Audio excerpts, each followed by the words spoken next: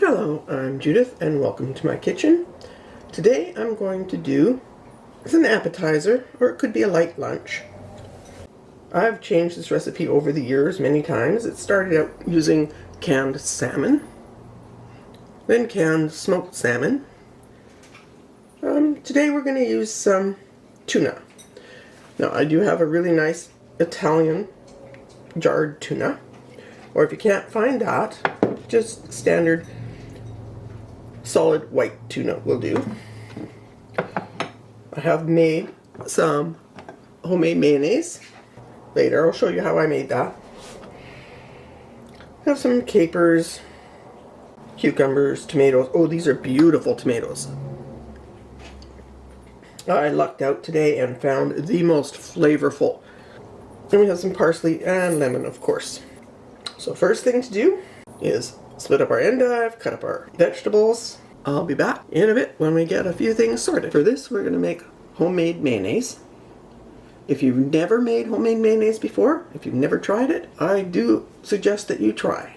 It's simple, and in fact I have stumbled upon a much easier way than using the food processor or the whisk and slowly drizzling the oil in. This particular recipe says just mix it all in a bowl, put it in your immersion blender cup, and use your immersion blender to blend it, which is what we are going to do today. So, Dijon mustard, and we're not going to use straight olive oil. That can be a little overwhelming. So I have some avocado oil, or use vegetable oil, and some extra virgin olive oil. 2 whole eggs. We are going to use whole eggs. We're going to use a little bit of fresh lemon juice. If you don't have a lemon, and sometimes they're hard to come by, or at least nice ones are, just use bottled lemon juice. That'll work just fine. And vinegar.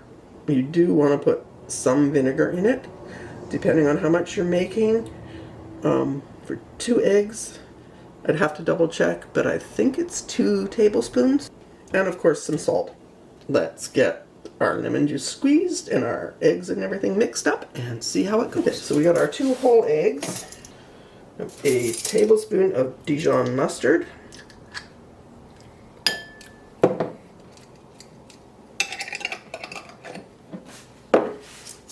we want 2 tablespoons of vinegar, and vinegar will help preserve your mayonnaise once it's made.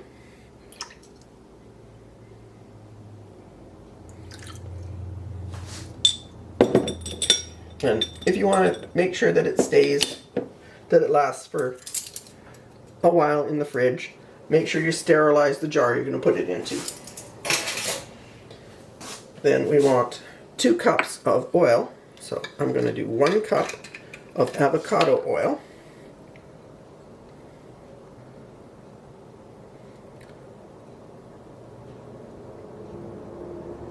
This is a 1/2 cup measure, so 2 of these.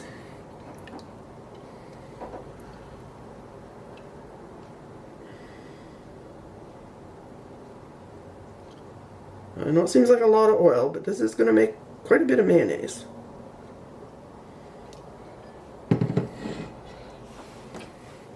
And then I want 1 cup of olive oil. You really don't want to use all olive oil. The flavor can be a little intense. And this is an extra virgin olive oil.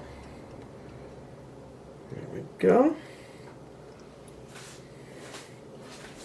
So we're just going to whisk that up a little bit. Get all mixed. Oh, and we want some salt. So 1/2 teaspoon of salt.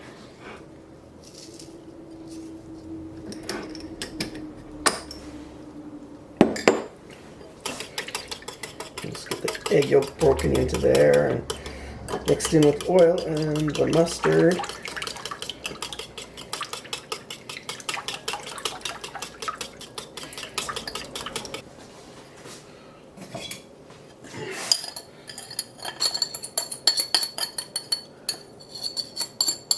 Get everything in there.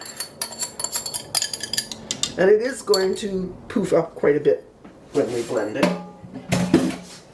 So now we've got our immersion blender.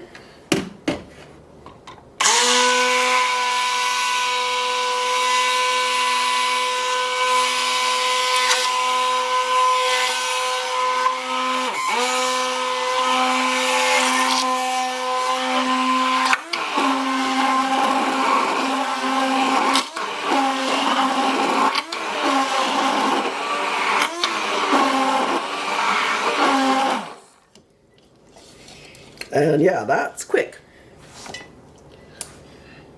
Did say it would take maybe half a minute. I don't think it even took that long. So, just taking off our blade as much as we can. I want a little taste. Now I think we're going to put a little bit of the lemon juice in it. So possibly a half a teaspoon of lemon juice.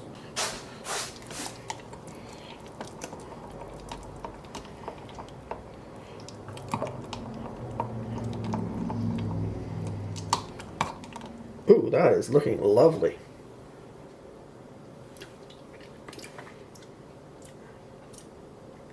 A little bit more salt, I think.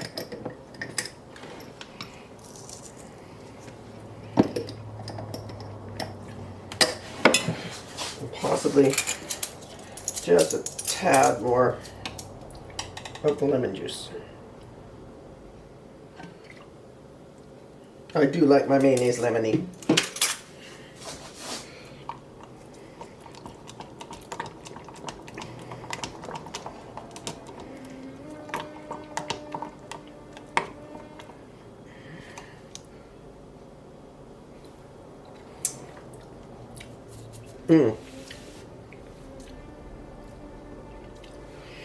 That is perfection. And actually, if it sits a little while, the flavors will meld even more. And if you wanted to add some herbs or chilies or whatever, this is when you would do it. And just mix them all in. But let's transfer this to our jar. So now we have everything organized and ready to put together. We are going to mix some of our mayonnaise. And one thing I do have to say about homemade mayonnaise, be careful how long you blend it for. If you do it too long, it tends to get an odd, and I think that comes from the appliance you're using. But I found it with both a blender and with the immersion blender. So you want to be very careful and not over blend. Although I have to admit the immersion blender works really well. So I'm going to just mix some of our mayonnaise in with the tuna. Let's get this all out of the way. Get ourselves a couple of nice plates. Okay. So to start with, we want our endive leaves. And I've organized 3 per, so let's get that off of there. Now 3 per person, as this is going to be an appetizer today, not a lunch. Maybe that's some parsley, but I have some sliced cucumber. And we just want to put that under to support our endive leaves because they do tend to wobble and wibble.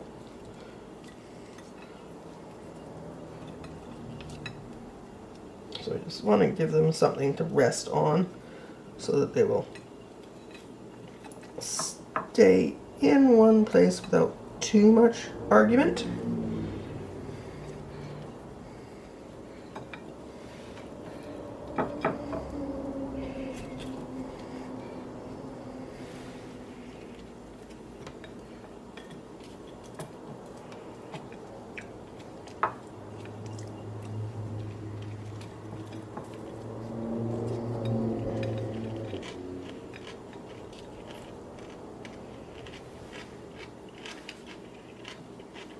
We're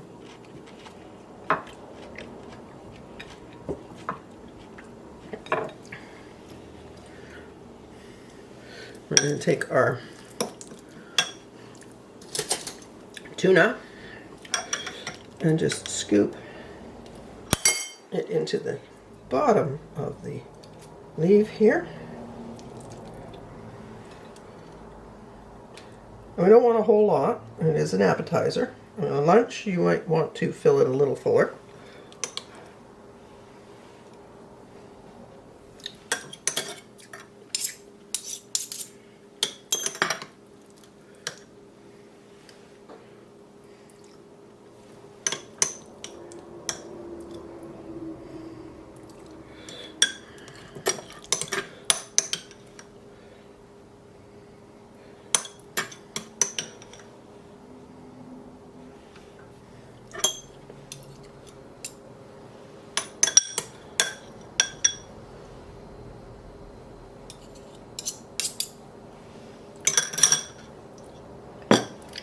And we're going to sprinkle some capers.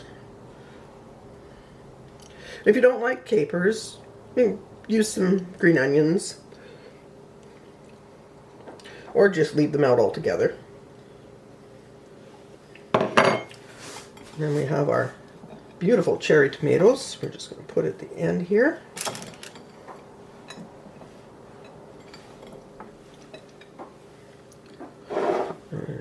Sprinkle with some chopped parsley.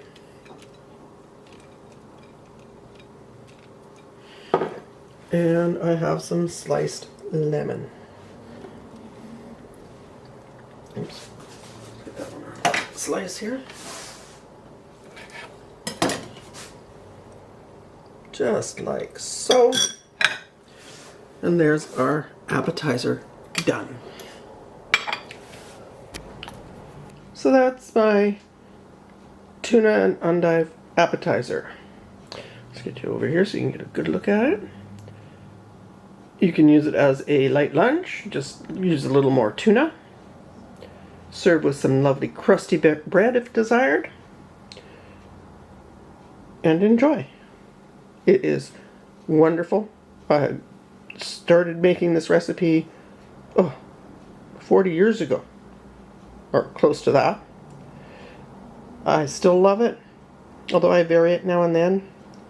Started out with salmon. Now I'm using some Italian jarred tuna. But it is so good. I always love it. Let's get you a good look over there. Oh, beautiful.